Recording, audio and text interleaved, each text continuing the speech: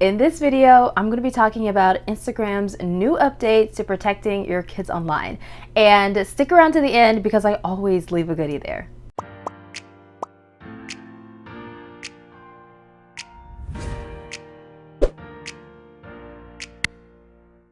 Instagram released a couple of updates that you definitely should know about. There are some things that are coming in the future, but let me know if you want a video like that down below, and I'll make some of the future updates that are coming. But here are the ones that are coming out right now.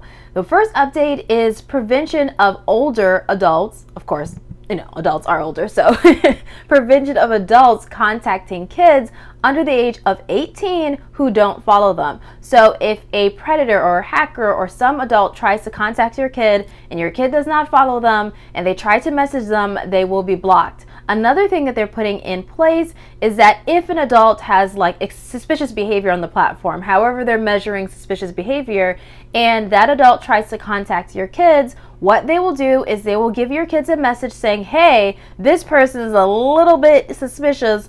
What do you want to do? Do you want to block them? Do you want to report them? Or do you want to end the conversation? And that gives your kids a moment to think, do I actually want to be talking to this person or not? Now, of course, there are a couple of loopholes. The first one is that not everyone actually is honest about their age when they go into the platform. So Instagram is developing something that can detect the person's age based off of their behavior within the platform. Obviously, this is not something they have rolled out right now, but that's something that is coming out in the future. There are a couple of other things you need to know. They just came out with a parental guide to Instagram. They partnered with some security companies to give you that. I will put the links down below, either in the description or the comments, so that you can get into that. It's extremely important that you're researching the platforms that your kids are on and you know any of the new developments that are coming. Even besides that, there are certain things that you can do today to protect your kids on Instagram. The first thing is having all of the security controls enabled inside of Instagram.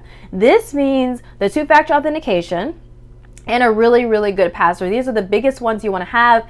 And if your kid is not a celebrity or not an influencer or not a business owner, then there's no need for your kid's profile to be public. So you want to make sure your kid's profile is private. Now let's go back for my point before. I talked about two-factor authentication. What that means is two ways of authenticating to one account, meaning not just a username and password, but a username, a password, and a one-time code that comes to your phone or their phone. This allows it, it really honestly makes it harder for a hacker or predator to get into your kids' devices, and it adds extra security. Honestly, everyone should have this. It's not just your kids, but most definitely your kids need to have this feature. Another thing is you can disable certain comments on posts, on stories. You can have keywords that are blocked automatically in the comments, and I can show you definitely how. So if you want a video like that, let me know below. Definitely open to doing that for you. So there are a couple of things that you want to think of besides the new controls that they are coming into or they're putting into the app,